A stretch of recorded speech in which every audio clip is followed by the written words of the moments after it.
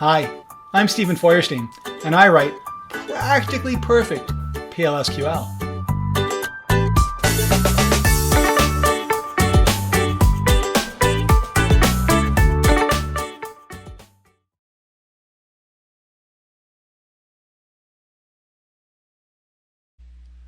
Greetings and welcome to the PLSQL channel, a series of video trainings on the Oracle PLSQL language. My name is Steven Feuerstein, and I'm a PL/SQL developer just like you. This lesson is part of my series on effective management of PL/SQL-based applications, and the topic of this lesson is conditional compilation. So conditional compilation. It allows you to compile selected parts of your program based on conditions that you specify with various compiler directives. Essentially, Oracle is giving you a kind of meta language that you can build on top of your PL/SQL code. Why would you want to use conditional compilation? Well, standard kinds of use cases include when you need to write code that runs on multiple versions of Oracle. Many developers write code for a specific database version, an in-house application. But lots of other developers might be writing code that is part of a third-party tool or product that is sold to other companies. And in that kind of scenario, you often need to support Oracle 9, Oracle 10, Oracle 11, and then of course future versions.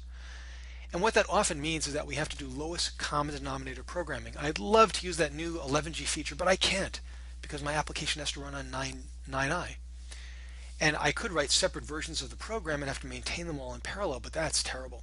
So with conditional compilation, you can write one program unit, one body of code, one file that will automatically compile and use different versions of the Oracle database. You can run different code or different variations of your code for test, debug, and production phases. For example, you might want to do more debugging and tracing when you're in test mode than when you're in production. And this way, rather than putting it in and out manually in your code, you can leave it in place and let your compiler directives conditionally include or exclude those parts of your code. You can expose private modules for unit testing. Maybe you do a lot of package development and you have lots of private subprograms, helper programs inside your package body. They cannot be directly tested. During test mode, however, you might want to expose them so you can test them directly and then hide them in production. Conditional compilation was first released as a part of Oracle Database 10G Release 2, but it was also implemented in later patch sets of 10G Release 1 and 9i Release 2. So even if you're still on those older versions or running on multiple versions, including those older versions, if you have a recent enough patch set, you can also use conditional compilation there. And if you do want to enable conditional compilation for 9i, you will need to contact Oracle support to get some information about it, a hidden database parameter that you'll need to set. Conditional compilation is a finely nuanced feature of the language. It will affect how your code is compiled and therefore executed. It's a pretty significant feature with a lot of serious implications. It's not something that you're going to employ casually. And I say this because I want to make sure you understand that this training serves only as an introduction to this feature. It can be very complex. There are many fine-tuned elements of the feature.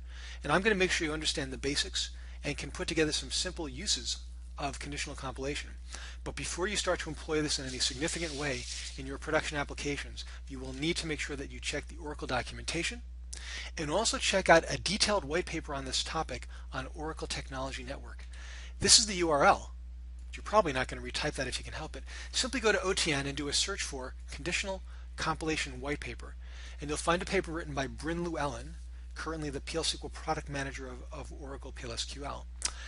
And he went through many different use cases of conditional compilation. It's about 100 pages long, and that document will really get your head on straight as to what you can do and how you should do it using conditional compilation. But in the meantime, let's make sure you understand what it's all about. So basically what it comes down to is you're going to give commands or directives to the compiler, telling it what to do before the code is actually compiled. And it all comes down to dollar syntax. So we've got three different kinds of directives: the inquiry directive, the selection directive, and the error directive. The inquiry directive you can think of as being flags or variables.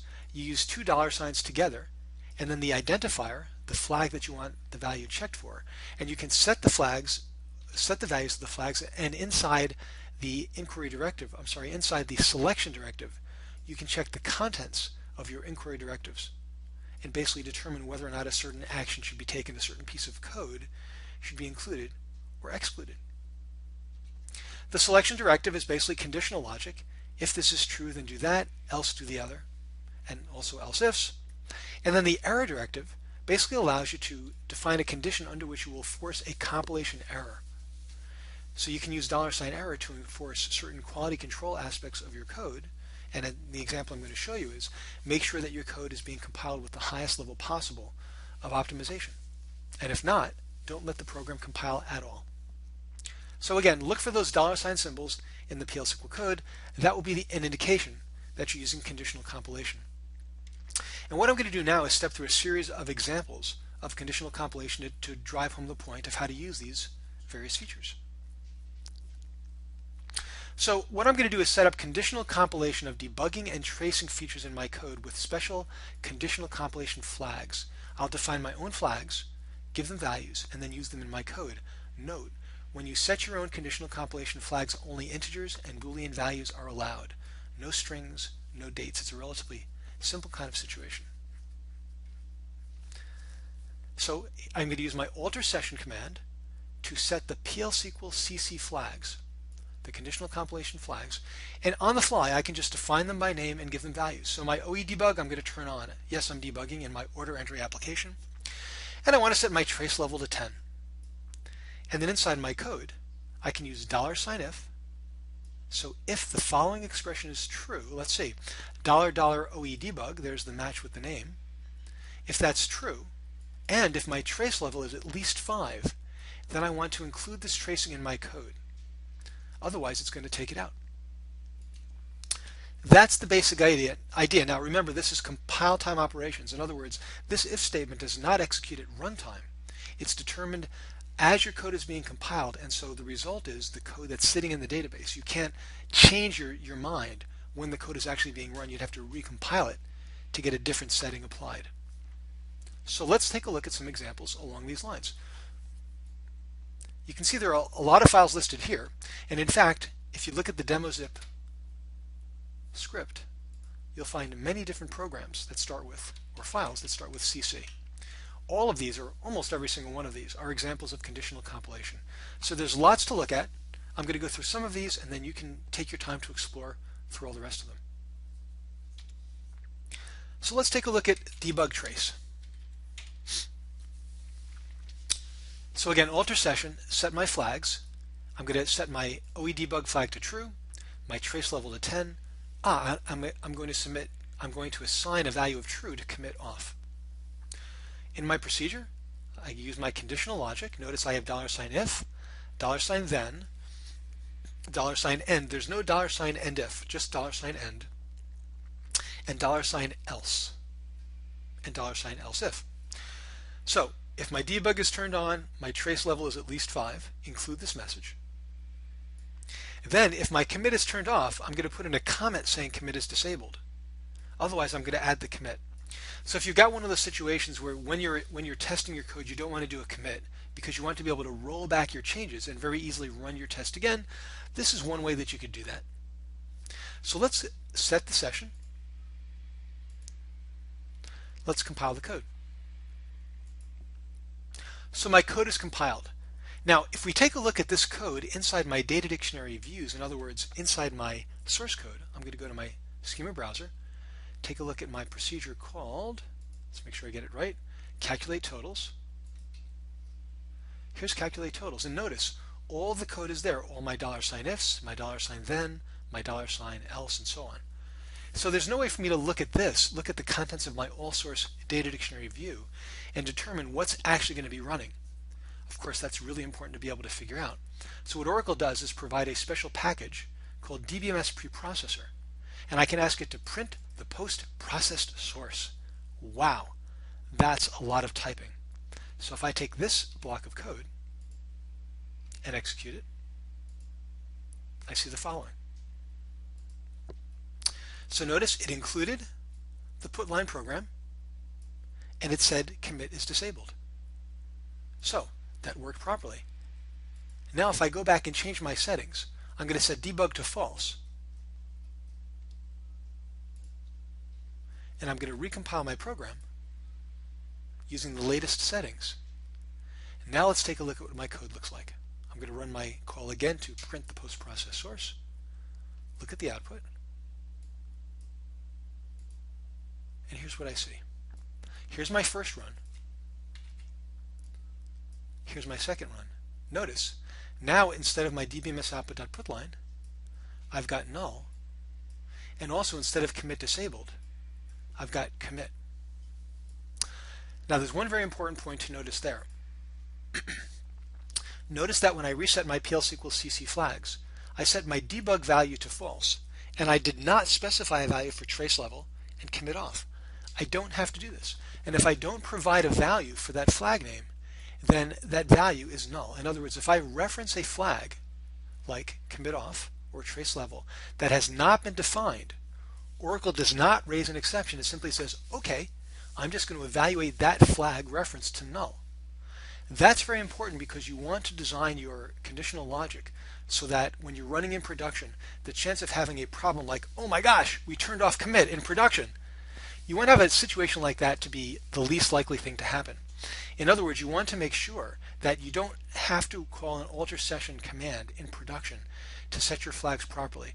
I would design my conditional compilation logic so that if no alter session set PL/SQL/CC flag statement is executed, then we get production performant code. In other words, debug is turned off, commit is turned on, etc.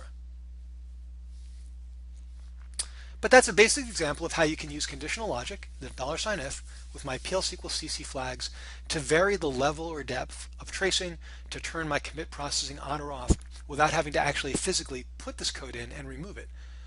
Because the alternative to something like this is we put calls to dbms output in our code when we're testing. And then we say to ourselves, well, I don't want to have these calls to dbms output.put line all over my application. I'm going to get rid of them. And I take out my trace calls. Well, the trace calls are really important to have in there for future debugging and even for production execution. So with conditional compilation, you can keep everything in place and be very selective about what's turned on, what goes into my compiled code, and what is excluded. Let's take a look at expose private.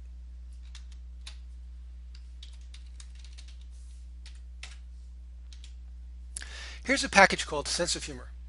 I want to calculate how funny my jokes are. Now I've got one public procedure, which is calculate how funny the joke is.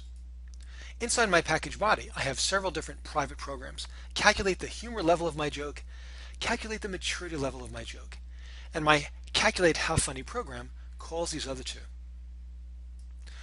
Now, when I'm building my application, building this program, this is a big complicated program. It relies on these other subprograms. I want to be able to test these programs individually, do unit level testing. But these are not publicly used procedures or functions. So they do not appear in my package specification. And also, unfortunately, that means that I cannot directly test them. So what I'll do instead, to make it possible to directly test them without exposing them for people to use them when they shouldn't, I will put the package specification headers of these programs inside a conditional compilation if statement. And if I want to show the private joke programs, which by default will be off, those will not appear. But if I turn them on and recalculate, then these programs will appear and I can test them. So that's an example of how you can use conditional compilation to dynamically expose or hide private subprograms. Let's take a look at max string.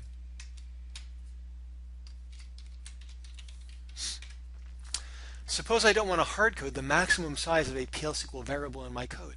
Today it's 32,767, but in the future it might be raised. So rather than hardcode it, I can actually inside my PL/SQL declaration use a varchar2 $PL/SQL max string size.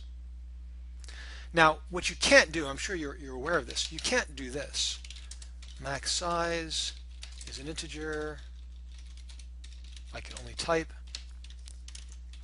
You're not allowed to use a variable to declare the size of a varchar2 because it's a compile time setting. But that's exactly the benefit or the whole point of using conditional compilation here. This is at compile time.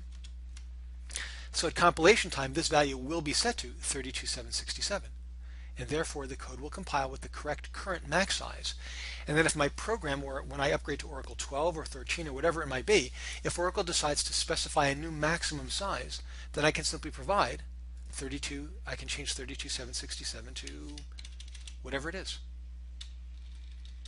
I'd say that it's pretty unlikely you're ever going to do this, but part of the reason I wanted to show you it is that it also demonstrates that you can put conditional compilation flags directly inside your code. It's not just a matter of referencing them inside if statements. And you don't have to have whole chunks of code being conditionally included or excluded. So we're including this code or we're including this code. You can also have parts of statements be parts of conditionally compiled logic. And when I run each of these statements,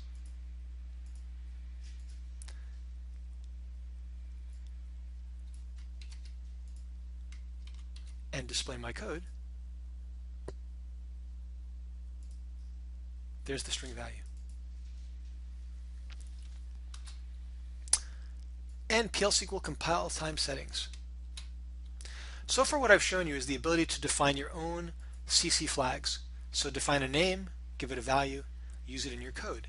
Oracle also provides a lot of predefined compilation or CC flags.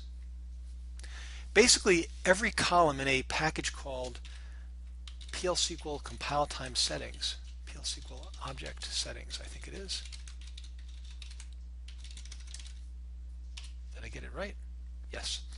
So all PL/SQL object settings is a data dictionary view that gives you access to these various characteristics of your program. What's the optimization level? What's the code type? The debug? What is the CC flag setting? The PL scope setting? And I'll be exploring how to leverage this particular view and other views in my lesson on how to leverage data dictionary views to analyze your PL/SQL code. But also from the context of conditional compilation, Oracle makes all of these available as a conditional compilation flag. And I'm referencing all of those here now. So notice I'm going to put that in a comment first of all to save it for the next time. I'm showing this.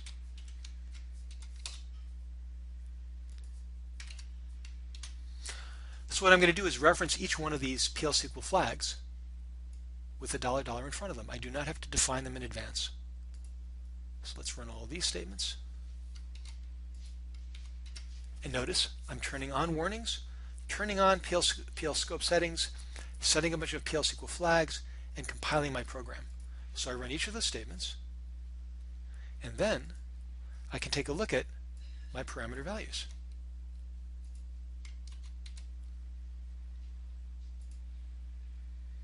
And it shows me the following.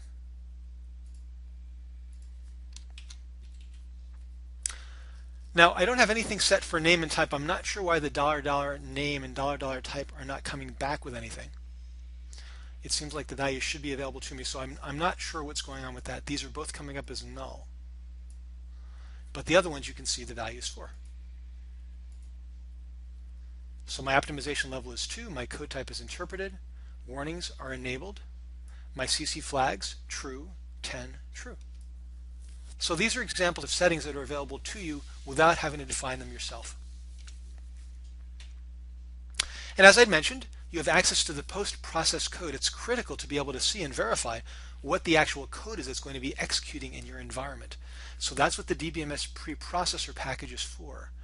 And Oracle is very careful to preserve horizontal and vertical white space when it does the conditional compilation replacements. In other words, if this is my pre-compiled code, when I compile it, you'll find that Oracle maintains all the vertical and horizontal white space. So all the blank lines, in other words, all of this code that was not included, is recorded as blank lines here.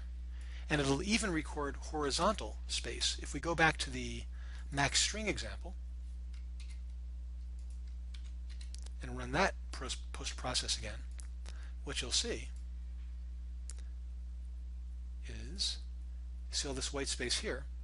That's there because in the original code we had a very big variable name. And the parenthesis will appear in the same location on column 50. And the reason Oracle does that is it wants to make sure that when you have an error, when you're doing any tracing, and you get a stack of information that points back to line numbers and locations in lines, that it correlates back to what you will see in the all source data dictionary view. So they did a very nice, careful job there. Finally, the error directive. So what I want to do is implement a program, or use the $error technique, so that if my program has not been compiled with optimization level, this is wrong, sorry about that. Here, let's fix that right now in my code, in my presentation. If my program has been compiled with optimization level 1 or 0, then I want to raise an exception, because I want to make sure that my program is always optimized to at least level 2. 3 is fine as well, but it can't be below 2. So this is a way of essentially adding meta requirements to my code definitions. So inside my procedure, I check to see if my $PL/SQL optimized level is less than 2. Then I will use the $error directive, and I'll specify the error message. And I need to end the error message with $end. Let's take a look.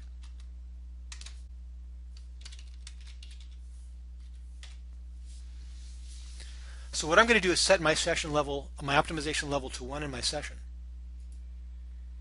Then I'm going to compile this program. And notice I get an error. Let's take a look at the message. So it's PLS 179 $error, compute intensive, must be compiled with maximum optimization.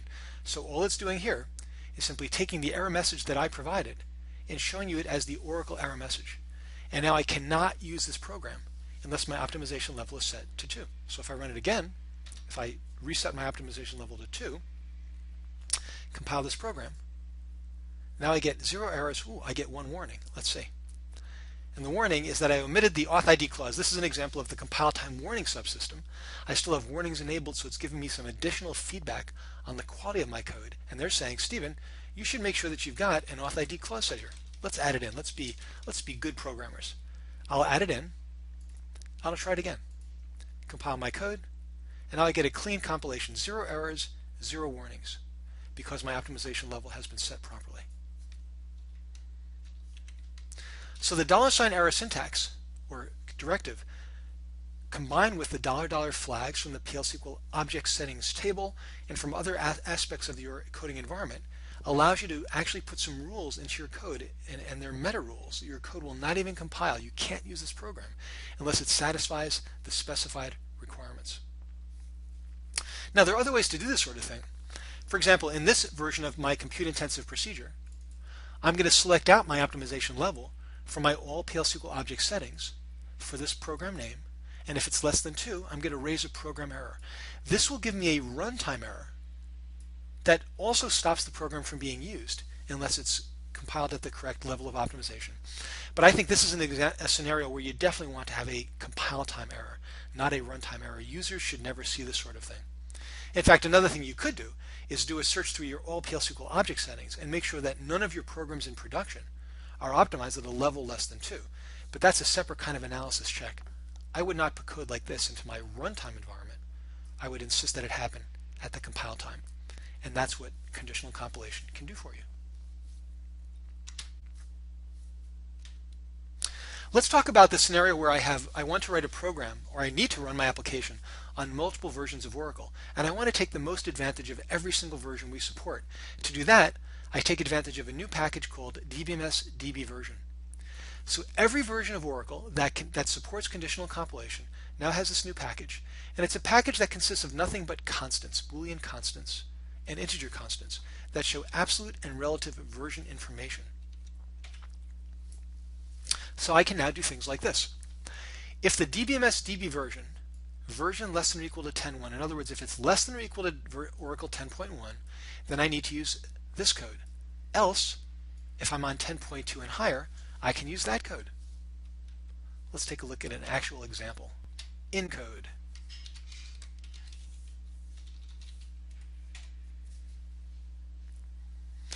Now, what I'm saying here, here's my package body. If it's less than or equal to 10.1, I'm going to use all of this code, because in 10.1 and below, there was no support for a new clause in the for all statement, which is indices of.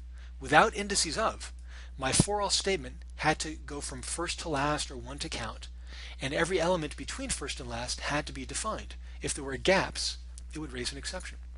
Now I can simply say only use the indexes defined in this collection. So all this code shrinks down to nothing more than this.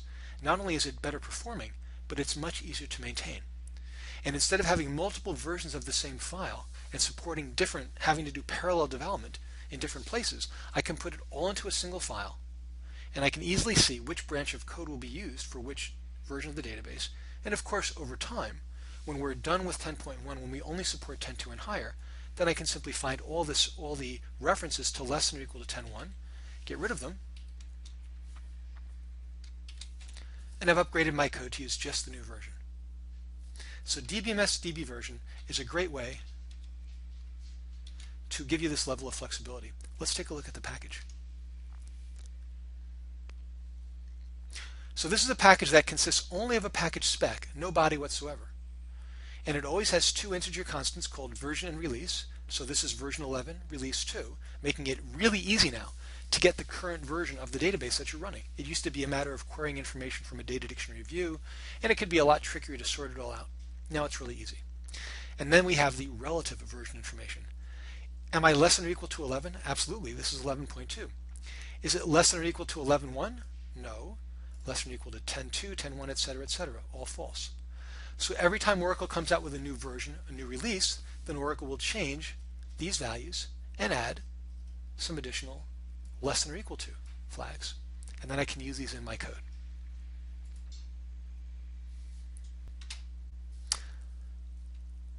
So that's a feature that many developers won't really be concerned about because they just work or develop code for execution in one database environment, one version. But for those of us who write tools that support multiple database versions, this is an incredibly powerful and helpful feature. So to draw some conclusions, conditional compilation is a very powerful, very useful feature. It has lots of different applications, and again, I refer you to the white paper on OTN to get a full sense of the different use cases that are possible and how best to use this feature for each one of those.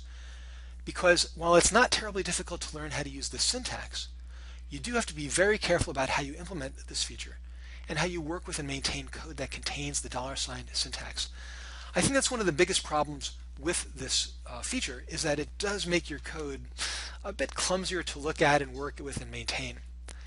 If you have a lot of these $sign ifs, $sign thens, it makes it that much harder to actually understand the code you're working with. So you need to be very careful about how you write it, set some standards about the names of the flags that you provide, and definitely make sure that when you're running in production, you are not relying on conditional flags, conditional compilation flags being set, that the null state should give you the correct production behavior. So certainly keep this in mind, keep conditional compilation in mind when you run into one of those clear and compelling use cases. So you need to run under multiple versions of Oracle. You need to dynamically expose programs for testing, private programs into your package spec, but you don't want to let those programs be accessed when you're running in production or in general development, and so on. And then I think you'll be able to leverage, take advantage of, and really get a lot of benefit from conditional compilation.